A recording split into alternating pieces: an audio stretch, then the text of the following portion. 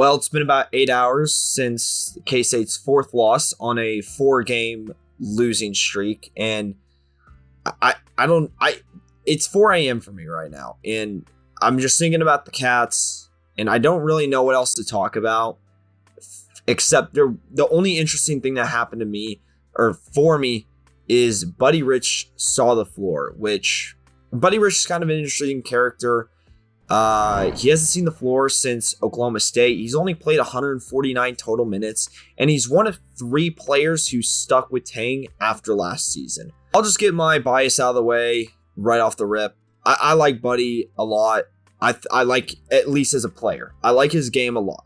His offensive prowess is really exciting to me. He's one of few players who enters the floor, and I get excited about seeing him get on the floor. I feel like a lot of the fan base would agree with me on that, actually, because every time he sees the floor, there's a big freak out on Twitter about him seeing the floor. It's the same way I get excited when Dylan Edwards was on the field last season, because I knew some crazy running back play was probably drawn up, or the same feeling I get when Taryn Sides enters the court on the women's side, because she provides such a spark off the bench, and she's never seen a bad shot in her life. And it's exciting. It's exciting to watch these players, these types of players that just get you pumped up, seeing them get on the floor. They're a spice on the team. They're a salt. They make the team interesting. They might not be the best player, but it doesn't matter. They're fun. They're interesting. Buddy is one of those, to me at least. He's an interesting player. He's really fun to watch. I know his defense is questionable, but to me that doesn't matter, because what he provides on offense overshadows any weaknesses on defense, to me at least. I don't know why he hasn't seen the floor for so long. I don't have all the answers. There's some rumors, some tweets about what maybe he's not been showing up to practice clean.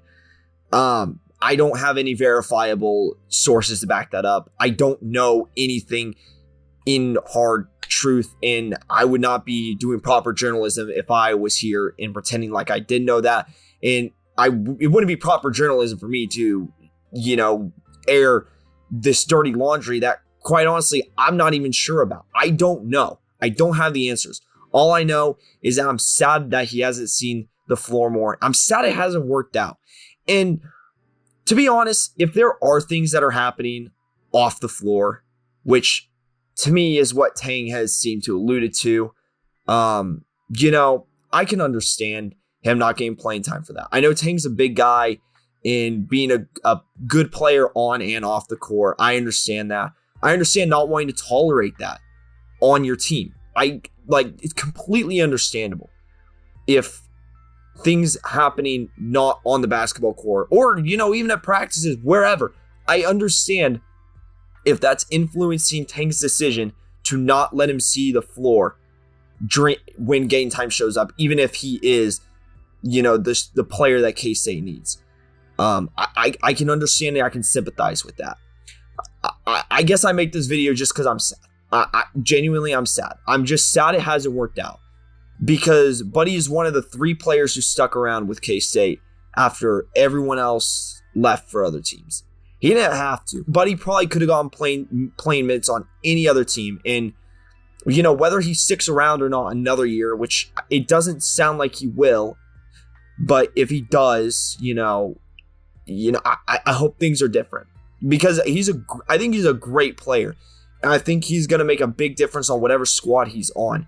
And it's just sad to me that he hasn't gotten that opportunity, even if it is his own fault. I'm sad he hasn't given himself those opportunities. Again, if assuming that it's things that were in his control, again, I don't know all the answers. I don't know the whys and hows. Now, I do want to say, after the UCF game, Tang did talk about why Buddy saw the floor, which, I thought maybe someone had asked about it. And shout out to the guy who did ask about it. I don't know who the journalist was. Huge shout out to them. I'm just going to play the clip. I think Tang can put this in his own words better than I can put them in his words and mine. So he mentions Naquan too, which is really interesting because he was at the UCF game. So I'm just going to play the clip and let you hear for yourself. Coach, we saw Buddy Rich get some playing time today after sort of not seeing the floor. What did he do to earn that playing time, and what did you think of his performance? Buddy was good. Buddy's grown up, and part of the great part of my job, but it's also the part that probably gets questioned the most is the opportunity to help these young men grow as men, right? And there's no place no business in the world where you get paid before you work, right? And that's what you have to teach these guys, man, that you got to work, right? It's not easy. Naquan Tomlin, I don't know if he's in there, he's out there, right? And he just told me, he said, man, I've learned so much, just how important it is, and how hard it is, right? And so, like, there's no easy way. Like, life's not easy. Right, and so Buddy's doing some growing up, and I'm proud of him, and I was proud of his effort today and being ready. I should have probably played him last game. I was close on it. The last game of getting him in there, but he's responding the right way, and now he needs to respond the right way to this. So Tang talked about how Buddy had done some growing up, which is good to hear. But he also talked about how there's nowhere that you get paid for work before you do the work. And I find that a little interesting, in my opinion, because I feel like part of Tang's job is picking these guys for their work, right? Obviously, things can change, like, after he picks them, right? Like, maybe before he picked them, he thought certain things, and then after he picked them, he's like, oh, these kids have some, like, growing up to do. But I feel like there's some signs, before he picks these kids, there's probably signs he can see. Like, there's some writing on the wall he can probably see before he grabs them, And I don't want to question Tang's methodologies too much. That's probably between him and the Lord and the rest of you. I don't really want to be that guy, right? But I just can't help but question, like, if you're picking the players, why are you picking players that are going to have such questionable character and flaws, to you at least, that you can't play them? Like, why would you pick players that you're not going to be able to play? Like, I understand you trying to mold these men, because that's going to go way beyond basketball. And, like, hardly anyone gets the privilege of playing professional basketball. I get that. I get that the life lessons you're teaching these guys is going to go far beyond the game on the court. It's the game of life. I just don't understand it. If you're picking these players, like, why pick players that you're not going to play because of them not being grown up enough, or because I feel like this kind of same problem happened with Doug, and now Doug's getting the full minutes that we probably thought he was going to get at the beginning of the season. It doesn't make a whole lot of sense to me. Again, his team not really wanting to question all the decisions. It's just things I'm thinking about right now with, okay, you're not playing Buddy, but you picked Buddy to be on your team. Like, to me, like, you would pick players that aren't, they could have problems or flaws, or they need developing in, like, at certain levels, right? But, like, if it's so bad that you're not even gonna play them, like, why recruit them? Why take them under your wing? Because like yes, growing them and developing them is huge, but you're a basketball coach. You're also, part of your job is, to coach a basketball team, coach a very, very highly paid basketball team, and a very prestigious basketball team with a lot of history at a very good university. If I do say so myself, maybe some bias there, but I don't know.